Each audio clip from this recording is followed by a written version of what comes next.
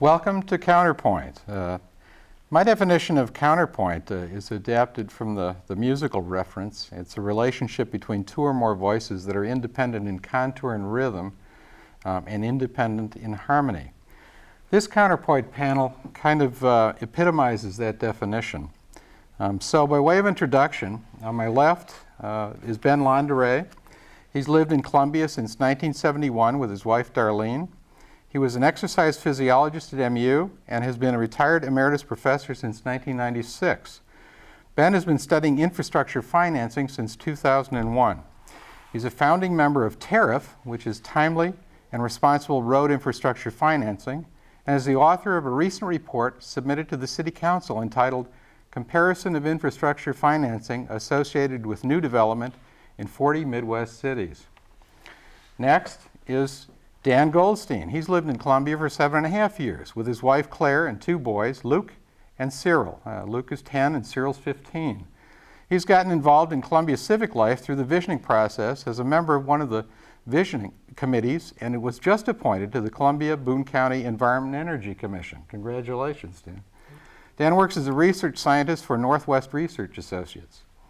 On my right is Deanna Walkenbach. She is a native Columbian, a former realtor, a founding member of TARIF, the same group that I mentioned before, a self-effacing civic activist, as well as a good and thoughtful friend of mine. She has been married to her husband Ron for 23 years.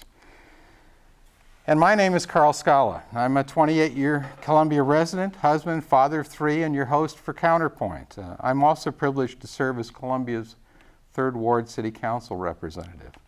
And in the interest of disclosure, I too was a founding member of TARIF, established in the summer of 2005. Today, our titillating topic is simply billed as infrastructure financing.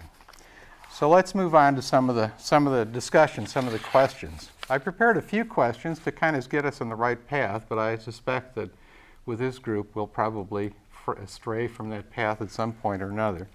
But let's start out with some of the basics. What constitutes infrastructure? Is this really the infrastructure debate and how we finance it has often been viewed from a very broad perspective, and sometimes it's been viewed from a very narrow perspective, just in terms of road infrastructure. How do you folks see the whole idea of infrastructure and the growth issue that's facing our community today? Well, I look at it as all of the big ticket items that fall into the capital expenditures. So you're talking roads, sewers, water systems, fire stations, library in some cities, but it's separate in our city. Emergency services sometimes are included. These kinds of things that you don't spend a lot of money on it every year, but on some years you really spend up a lot of money. We're talking hundreds of thousands of dollars. And I know this argument has been around for a long time. There have been many people that have chimed in terms of the cost of like individual residential housing. I remember, I know you served on a committee several years ago that the city's infrastructure finance committee that was supposed to give advice to the city. This was prior to the 2005 bond issues that occurred. Give advice to the city with regard to what the real cost of infrastructure was. And I recall, I wasn't a member of that committee, but I do remember sitting in on most of their meetings. And I recall that the discussion started out from the perspective of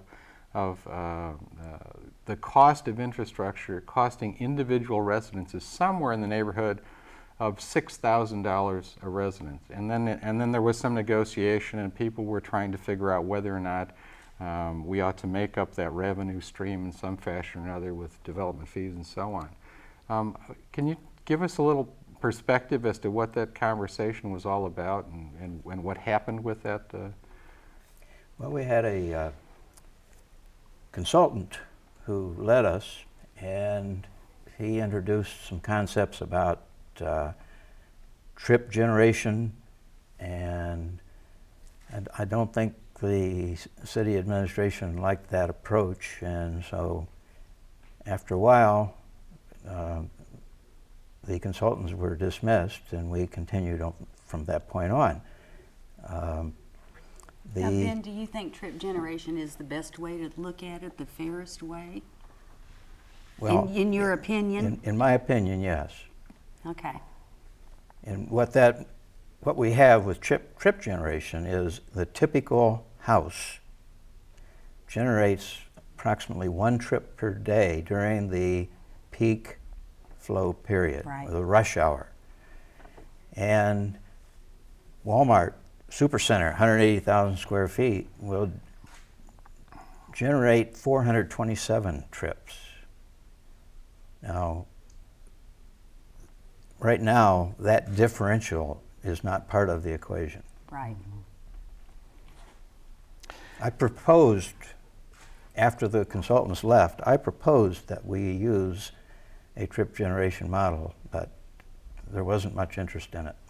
For the sake of the folks out there, the alternative here to trip generation is just either charging a flat fee. What we have in place now in the city is a development fee, and as a result of the 2005 bond issues, the development fee was increased, I believe, from about 10 cents to 50 cents. It has not reached that 50-cent level yet, but that was the way to charge per square foot of new development, a way to defer the costs of some of the road infrastructure that we needed. That's one way of doing it. That certainly is an option in terms of how to pay for some of this infrastructure. And I, frankly, I look at infrastructure very broadly, not just roads, but police, fire, schools, and Sewer, everything related exactly. to growth. I mean, as far as that goes. Buses is another big one. As we get to be Transportation, generally, absolutely. transportation is more than just roads. As we get to be a larger city, we need to start a bus service that really functions earlier, Right. before we get too big. Bike routes, bike racks, utilities. It really is everything. It's almost Right. everything associated with growth. I mean, you know, that it's when we started out with this a long time ago. There was a whole lot of name calling. There still is a good deal of name calling. A lot of it has to do with folks on one side saying, "Well, you folks are anti-growth," or folks on the other side saying, "You folks are just interested in the dollar, just economic development." I suspect that it's somewhere in the middle of that. Yeah. And name calling doesn't seem to get you anywhere. I mean, it doesn't get you to the table to sit down and talk about things and solve things. And I think that's really what it's all about. Well, and I think too that we're spending all this money on the outer infrastructure of all the new development, and then everything inside the city that needs attention is not getting the attention because we don't have the money. And so there's something wrong with that picture as well. Even if we stop growing tomorrow, we don't have a well-functioning bus service. We need a bus service. We don't have really good bike routes. We don't have bike racks downtown. You know, there are a lot of things we need, even if there wasn't growth. Right. So, if we're And the taking more money we grow, away. the more we're going to have pollution from the cars that are, Yeah. the Well, whole the, thing, yeah. I read in the paper that we're going to have some bike racks downtown now. Yeah, Well, there is. It's going to come from the federal funding, not from local Right. funding. That's an interesting thing. It's like, why, for something like bikes, we always need some other outside source of funding? Now, you know, I want to make it clear to because we've had this raging controversy for several years. I mean, I don't know many folks that are anti-growth, to be honest with you. I'm certainly not one of them. I mean, I've attended lots of conferences in terms of economic development and all the rest of this. I think we have to take the perspective. We simply, well, one of the bases of my campaign when I ran for city council in the first place had to do with the idea of growth management planning. Growth management planning in its simplest incarnation really talks a lot about growth, but it's not growth control. It's essentially targeting the growth in those areas where you already have the infrastructure. It's a way to take advantage of what you already have and grow in the areas so that you don't have to duplicate resources and With spend a lot of money.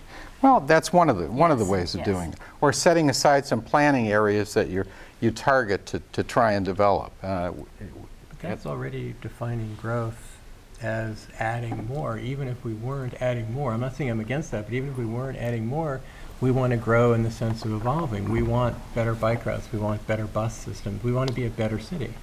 And we also, when we do grow, we want to attract the right kind of growth. We don't need any more minimum wage jobs in the city of Columbia. We need technical jobs, Well, high-tech jobs, that kind of thing. That's certainly true. Even median incomes are down quite a bit Yeah. because we have a lot of service sector jobs, and that's not the kind of thing we're really looking more towards the, research parks, that kind of thing. Right, exactly.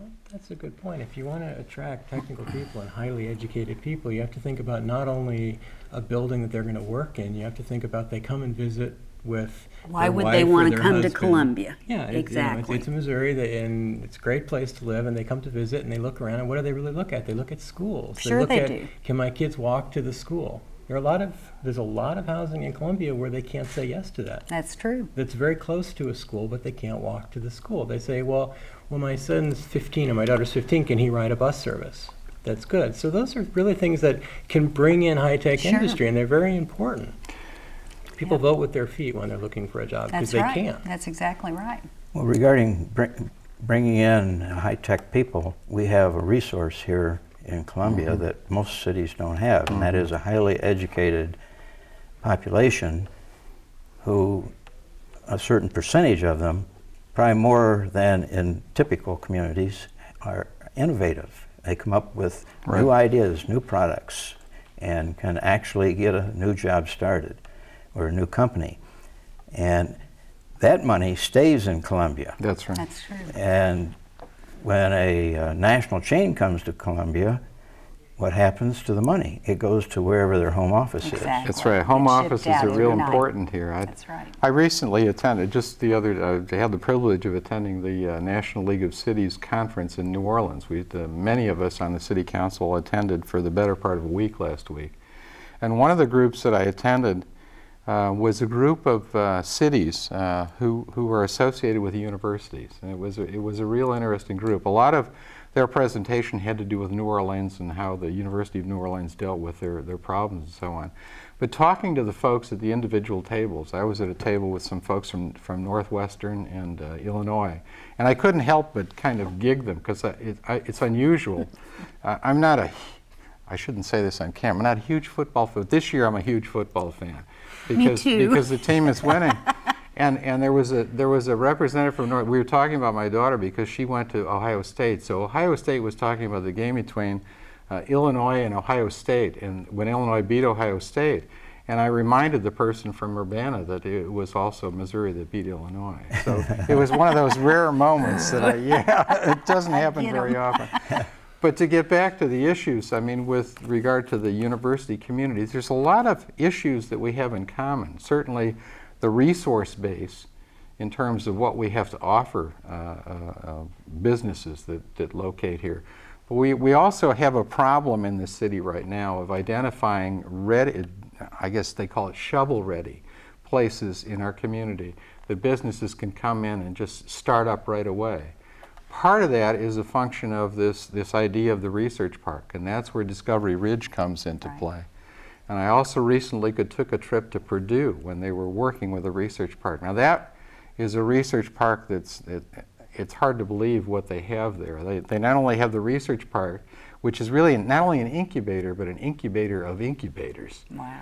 And they have lots of research space, and they start up entrepreneurial companies. They have their own exercise facilities. They have their own daycare facilities. They have commercial facilities in this research park and housing.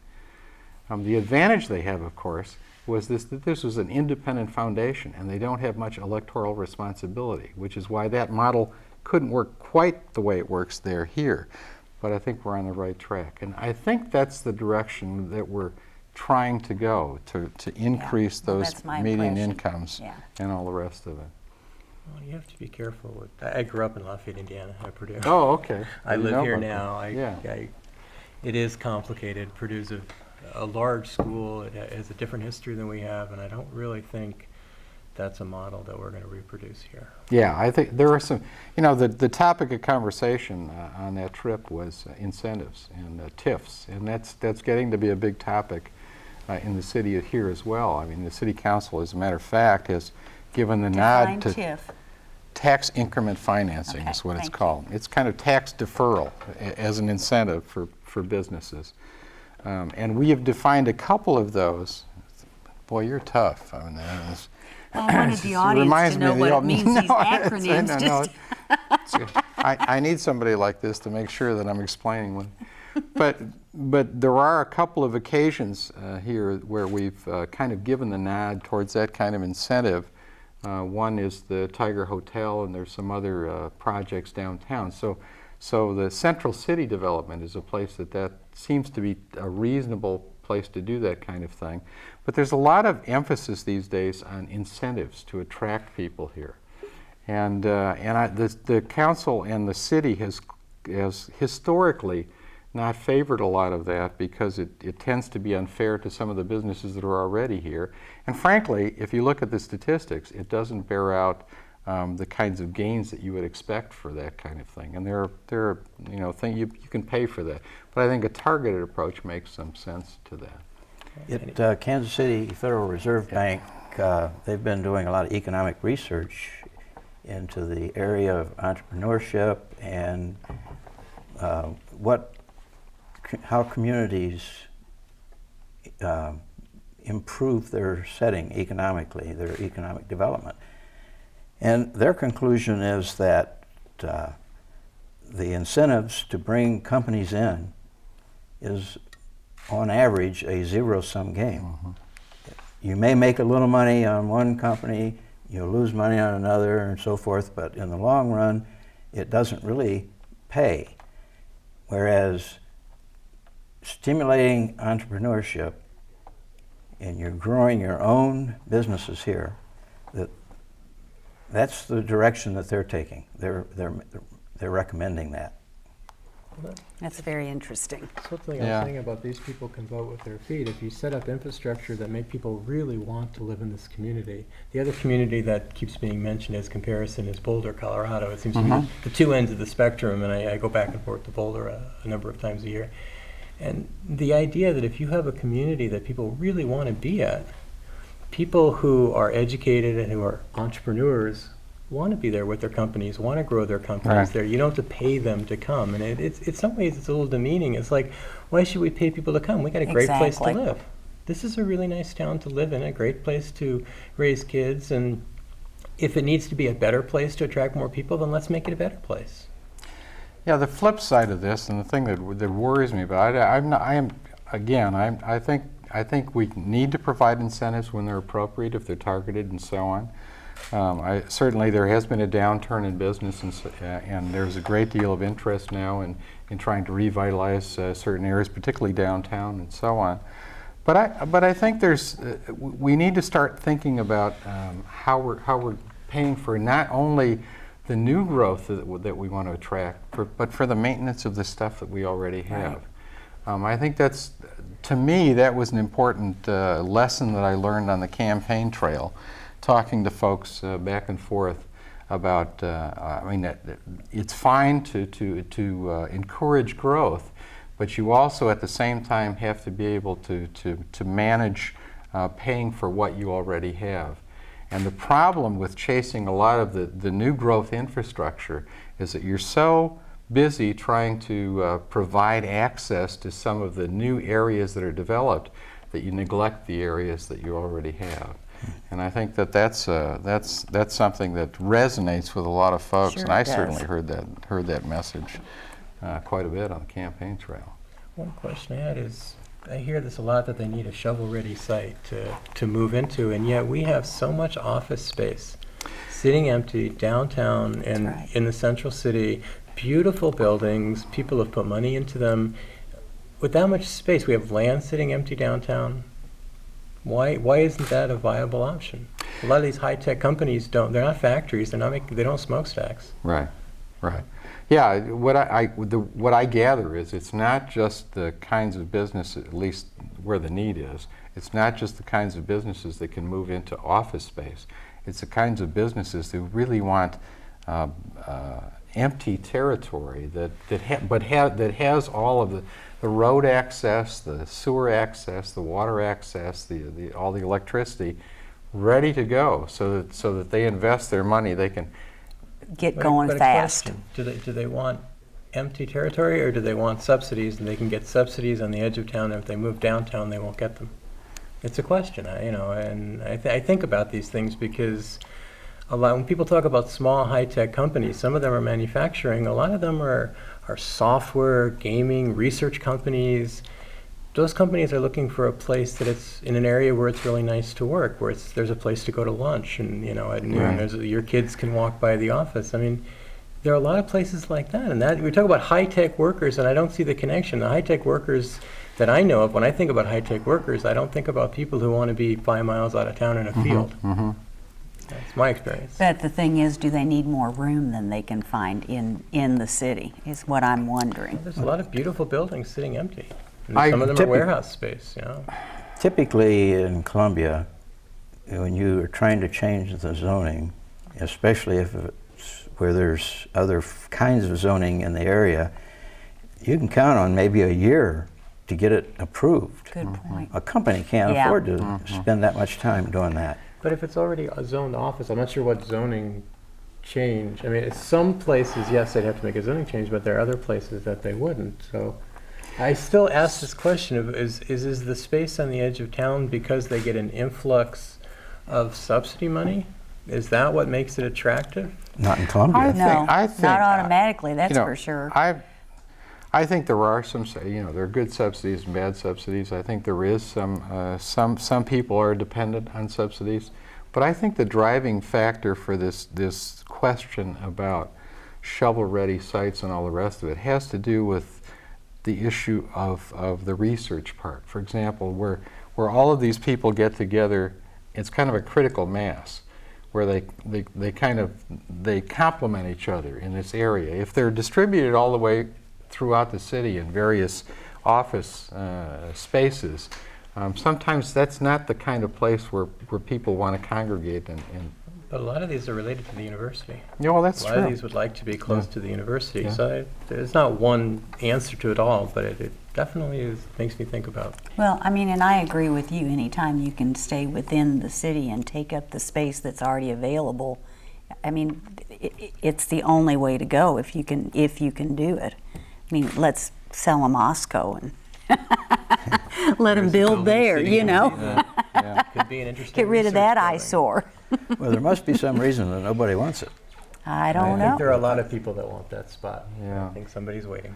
Well, now that I opened up the Pandora's box about broadening this whole definition about infrastructure, let's try and narrow it a little bit and get back to some of the stuff that we used to think that was, well, I still do, it's pretty interesting, and that is the off-site road and infrastructure issues.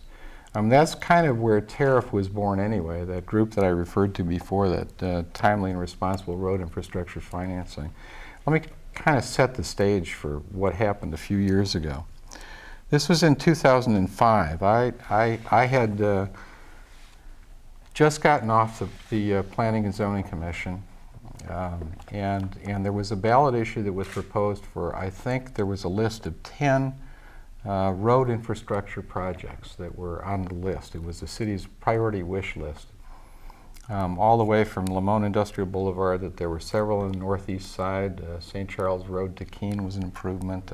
I know Ballinger. that side, Ballinger overpass was. Scott Boulevard was part of that Right. mix. There were a lot of them. Chapel Hill, I think, was on there, And yeah. the city proposed. You were on that the committee that was the advisory committee when they were trying to determine what tack to take for the ballot issues. I was involved in the Chamber of Commerce at the time too, in terms of giving recommendations to the City Council. They finally decided that they wanted to extend the quarter-cent sales tax, which would have brought in about $60 million for road infrastructure. They wanted to increase a new tax, a quarter-cent sales tax, which would have brought in about $25 million. And the proposal was also to increase the development fee from 10 cents to 50 cents per square foot. Over a 5-year period. Over a 5-year period. We haven't quite gotten there yet, and two of those issues succeeded. The $60 million extension and the development fee succeeded. The quarter-cent sales tax failed That left the city without $25 million that they were counting on. And so they said, and this was billed as these projects were on the ballot. And I've talked to the city manager on many occasions, and I said, these road projects were not on the ballot. What was on the ballot was only the quarter-cent extension, the quarter-cent increase, and the development fee. The point is that when they lost the $25 million, they had to look for cuts.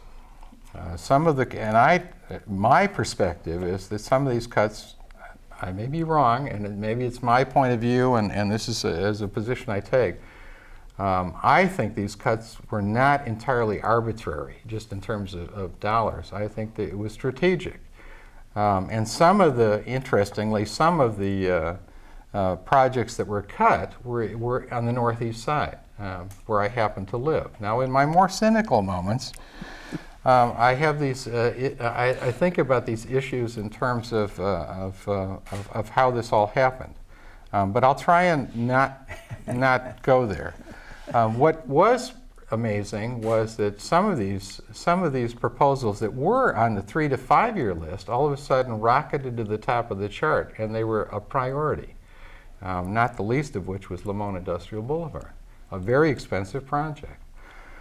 So I guess my question is, and one of the questions I was thinking about, what happened to this pre- and post-election list of priorities that the city had? And I know the tariff was founded in 2005, not because we wanted to see the city lose money on road infrastructure. We all realize that it's costing more and more money. We're falling farther and farther behind sooner and sooner. But that no one was invited to the table to talk about these priorities. Has anything changed? Where are we? Well, tariff was wanting to have the developers pay a larger share Right. of the cost of new roads to their developments. And We felt like it was inequitable. right. Yeah.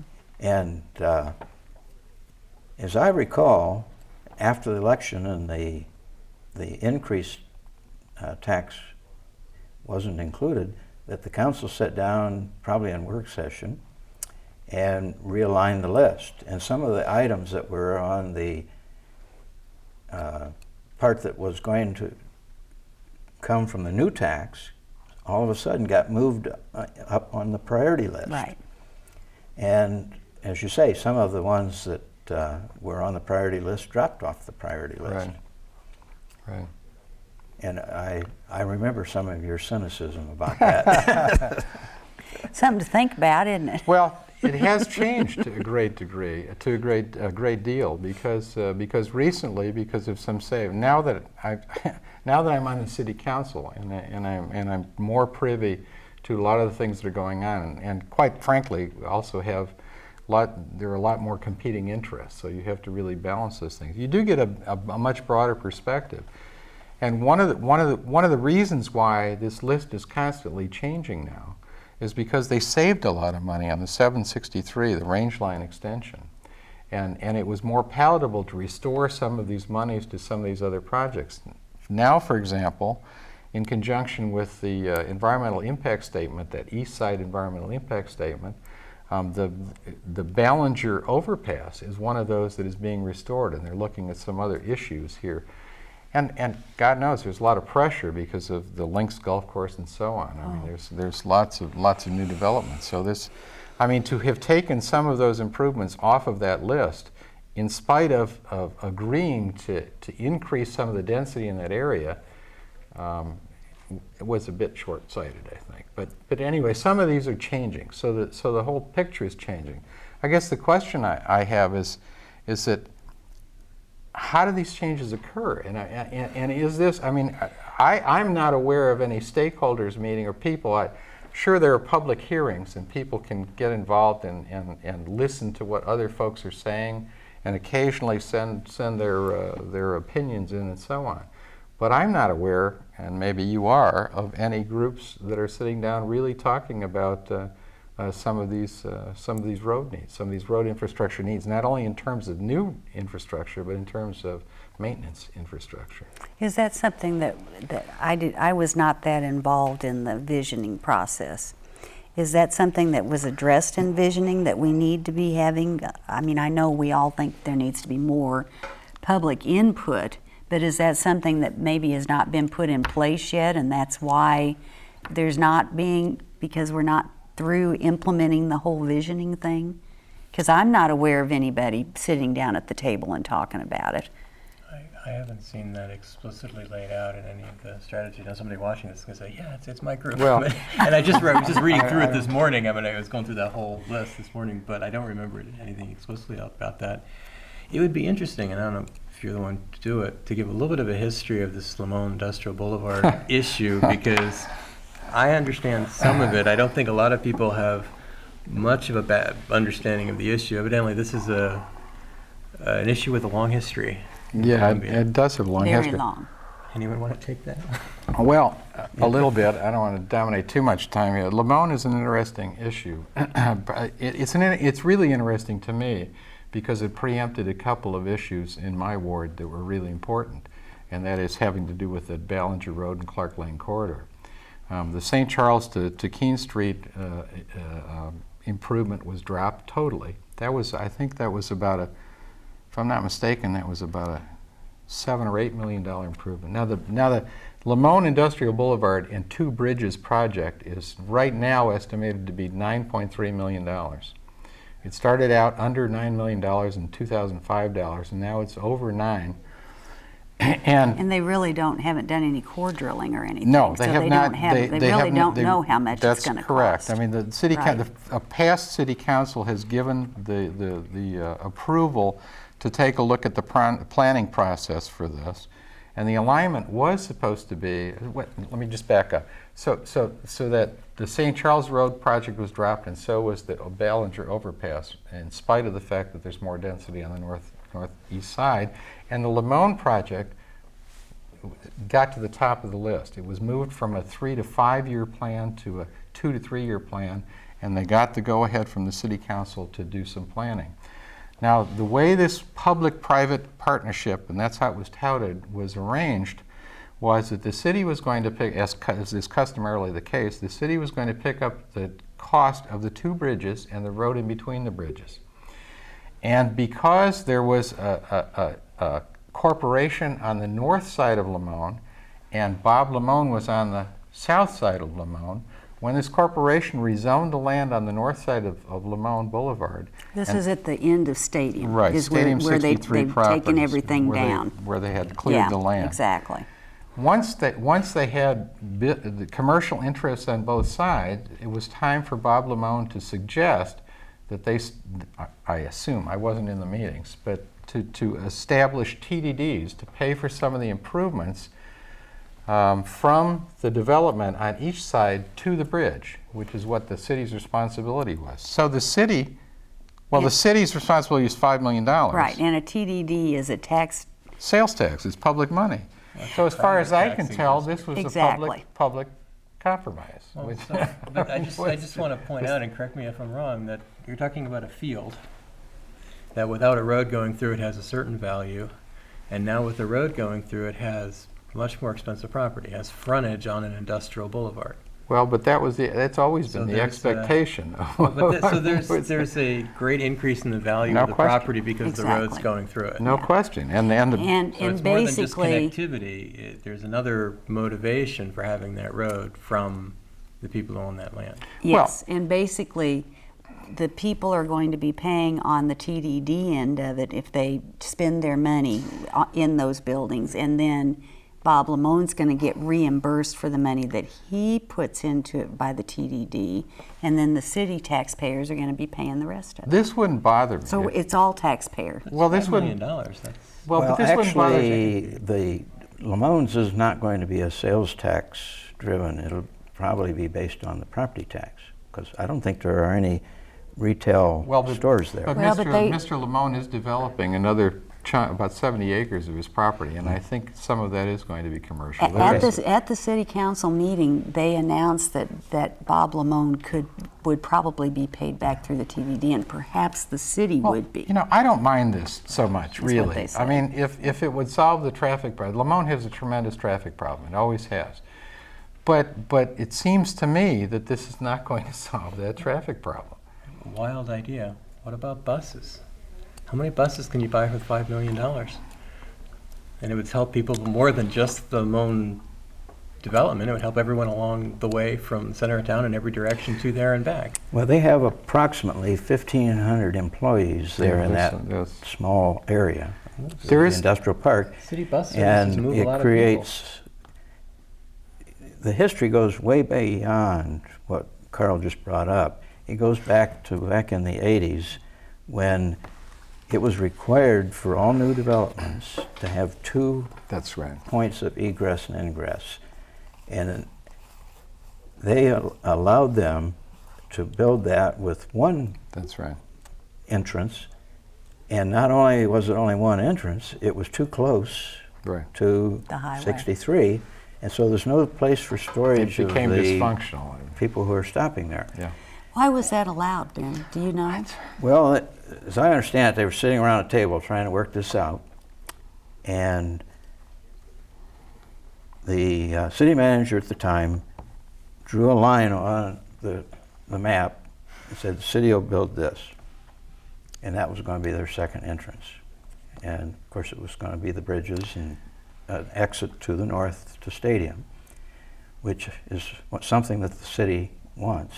Well, now it's kind of morphed into a compromise situation to some degree. The latest incarnation of this, and I saw it before the city council, was that they're going to make another entrance off of Warren Road, which is going to connect with McGuire, and McGuire is the one that's supposed to connect with the bridges across to Stadium, rather than Lamone. I think it's a better plan. I just simply don't. I don't favor the bridges across a very sensitive area, and I think they're unnecessary. Well, you recall in Tariff, we were proposing that they make the connection between McGuire and Yeah, but Warren. Right, That's exactly right. And then they would have two exits. That's right. But they're concerned about the traffic on New Haven is supposedly going to increase. I was really struck by last year when the vote was to go ahead with funding Lamone Boulevard. I was really struck by the testimony of the fire chief that Yes. showed up and said, this is very Exactly right. dangerous. And I was very confused by that because am I allowed to build a building without a fire exit? Because in the future I'll get to putting in a fire Well- exit. And then in the future I simply bill the city and say, look, I've had this building for 10 years now without a fire exit. Can you put it in for me? I don't know about Yeah, the exactly. I don't know about the legalities of this, but I have talked to Chief Margraf about some of this, and mentioned that whole business. I mean, he obviously was a proponent because he wanted access along Lamone from the other side. And I tried to point out to him that what happens if there's a traffic jam? I mean, it's going to be very difficult to get a fire truck over there. Worse, I suspect that the fact that there was only one entrance to Lamone, before any of this has happened, there was only one entrance to the Lamone area as we speak. There was a recent fire there that could have been disastrous. There's a bit of I'm liability I'm there. suspecting there was a problem, has been a problem there for a long time. Well, can you imagine the liability if there's a fire and somebody gets hurt? The chief of police has testified in front of the council saying this is a dangerous situation. Fire chief, yeah. So how can they got building permits, they got permits for recent expansion. How can they get occupancy permits and keep their occupancy permits if the chief of police stood up and said this is dangerous?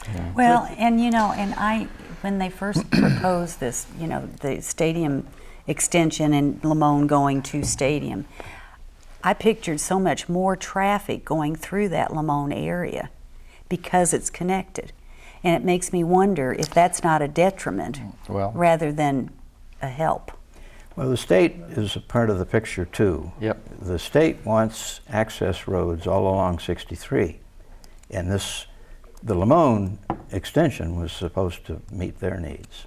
But that's not really like an access road. I mean, with all the businesses out there and everything, Well, most access roads have businesses on them. but not heavily populated like that one Well, is. the Doesn't seem problem like. with this access road is it's only a few feet, 50 feet From away the from highway. the highway. There's no capability there for stacking distance. Warren is going to help that situation.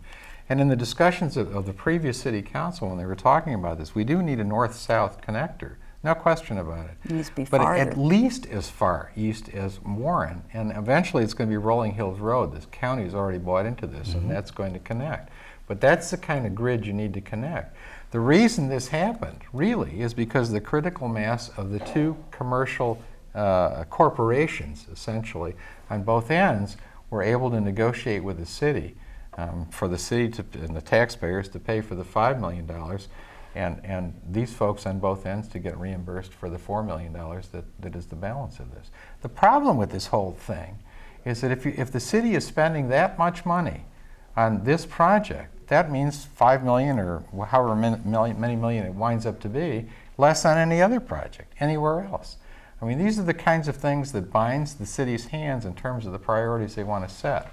And my position is that I'm not sure they've heard where the real needs are. There certainly is a real need for traffic relief at Lamone.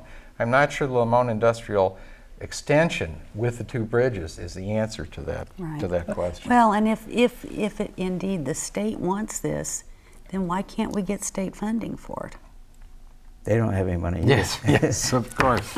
Well, now, Carl, the city has traffic studies all the time, and so they know what the traffic counts are at all these major intersections, and they also have the accident reports and so forth, and so they know where these things need to be fixed, and I suspect that a lot of the needs are identified in that way.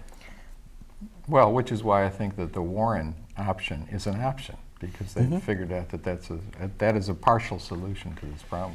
My real concern is this is more than traffic relief. This is giving somebody prime frontage land on a industrial boulevard, and the city taxpayers are paying for Right. it. If we need the road, and there seems to be this really strong argument that it's dangerous there. If we need the road, then are the landowners where the road passes through willing to give $5 million worth of property to the city? We need schools, we need fire stations, we need maintenance facilities, we need a lot of things out that direction. So if it's just to have the road, and that's their only concern, the city could use land out there. We're going to need another school. Well, I think it's typically through one. it's typically city policy to deal with. I mean, and I've heard this from the city manager as well. I mean, this is customary in the city that the city does finance some of these large bridge projects. I mean, my question is whether it's necessary. But if it's necessary, the city customarily finances these things, and usually the connection between them. The obligation of the folks on either side are, if they own this property, is to grant the right-of-ways and so on to allow that to happen.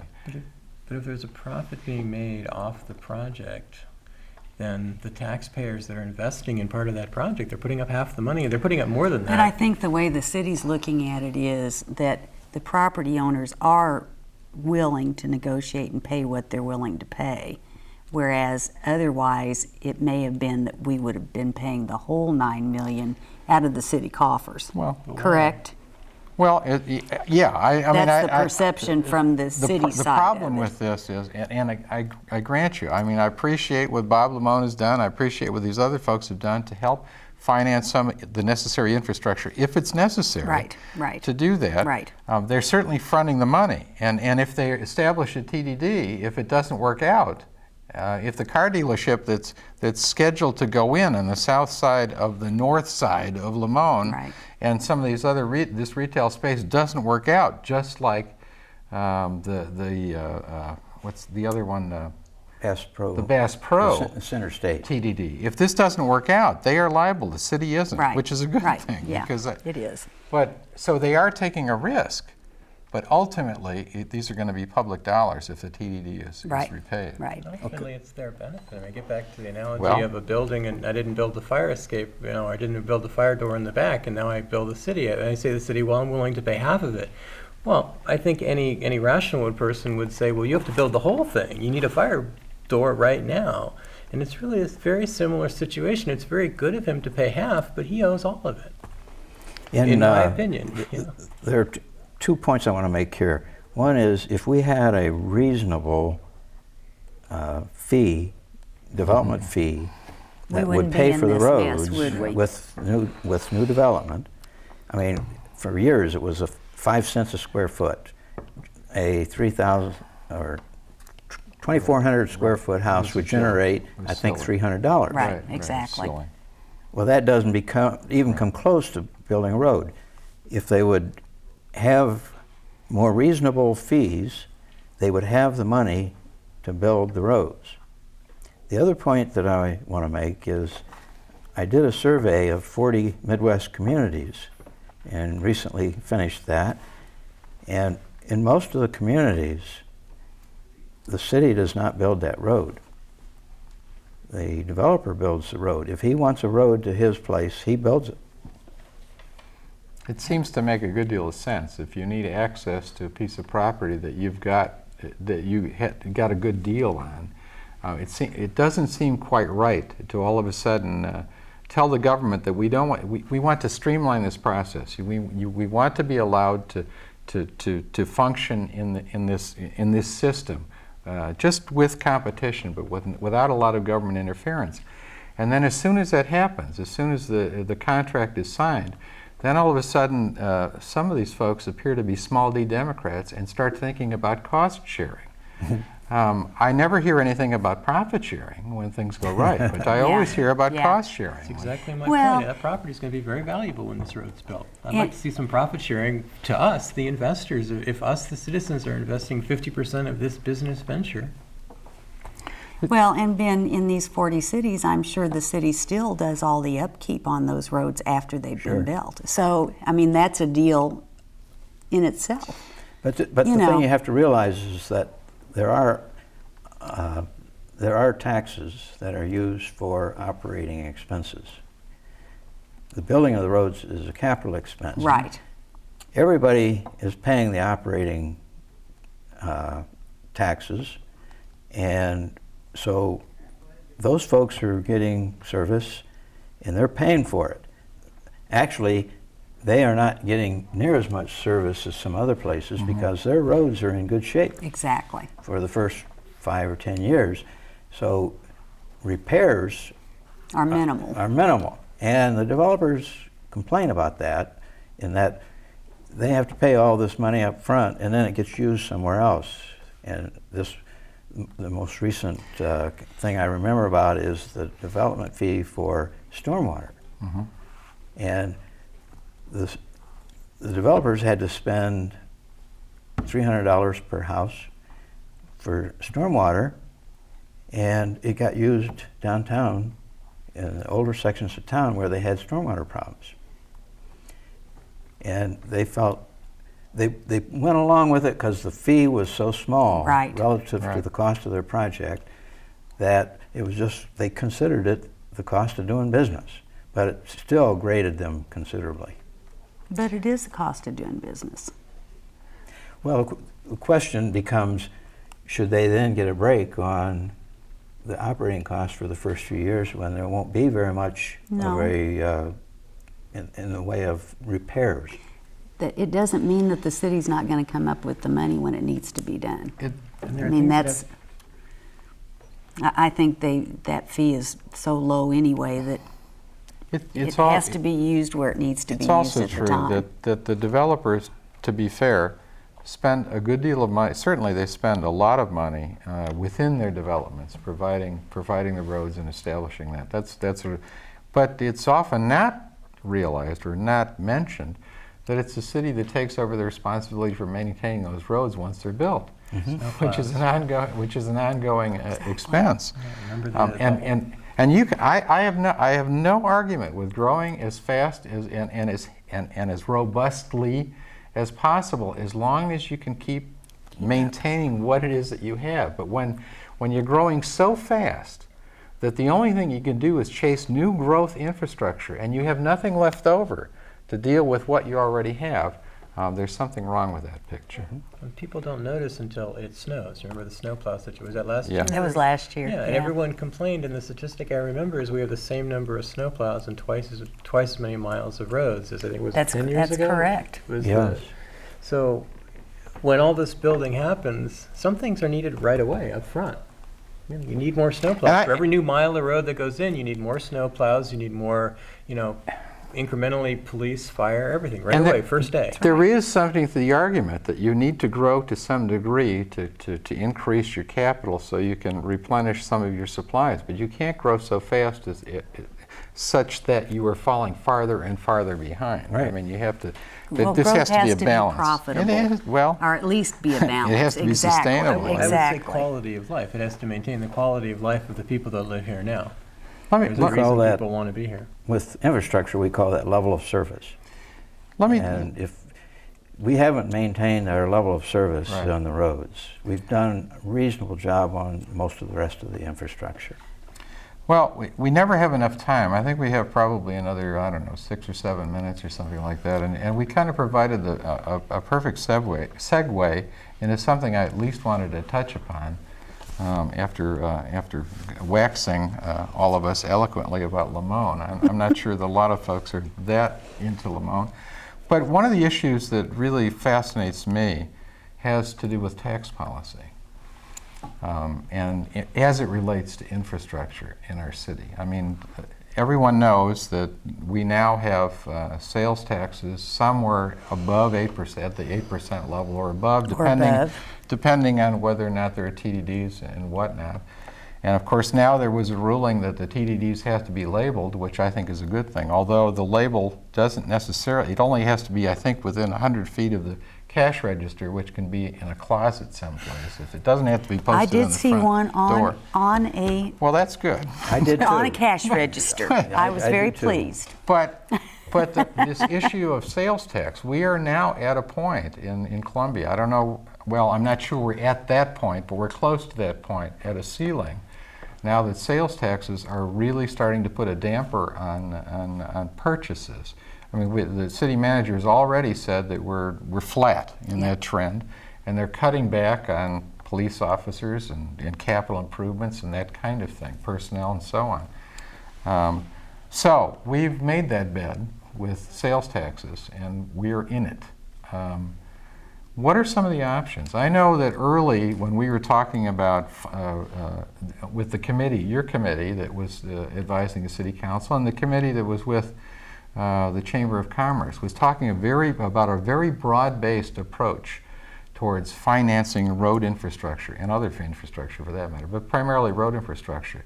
And we included not only sales tax increases, which eventually prevailed, one of which failed, that increase in tax, but also perhaps property taxes, user fees, vehicle licenses, impact fees, which have the unique, well, we have the advantage of assessing folks to pay for improvements in their own area, which is a real advantage. Has some disadvantages because there are time limits and other things. And sometimes governmental bodies don't like that lack of flexibility. But all of these are options. And the only option we really have exercised to this point has been sales taxes. And my argument with sales, one of the things about sales taxes, is that has preempted planning. Some city councils in the past have never seen a commercial development that they didn't like because they knew that that was a sales tax generator. And that was a way to finance lots of city services. And we have to finance city services. But that was the only way to finance city services. What are the options? Do you think people are receptive to any of this? Well, one of the reasons why the sale tax is used so much here is that they've calculated about 30% of the people who pay sales tax come from outside of Columbia. They use our facilities, and the idea is then they ought to pay for them. The broad base, though, including some of this under the property tax, the properties are going to benefit too. I've heard the 30%, we discussed this a little bit, and the 30% comes into the city, so that includes people in the county that just drive over the city line. And then the other number that goes around is the 15%, for people outside of Boone I think County there's a that come in. range, really. That's kind of hard to tell. I'm And not I've sure looked a know. little bit and asked around a number of people. There doesn't, everyone's heard, Judith Stallman was the name of the person who did an original study that people refer to. I haven't gotten the details on that. And I find that number very shaky because everybody I talk to, how do you actually calculate that? Everyone talks about different ways, and the error in these different ways of calculating it is maybe 15%. It's a very convenient number, but I haven't heard anyone that can really justify it. So I want to bring that up. Well, but as far as property taxes go, I think we could raise them just a little bit and raise a heck of a lot of money.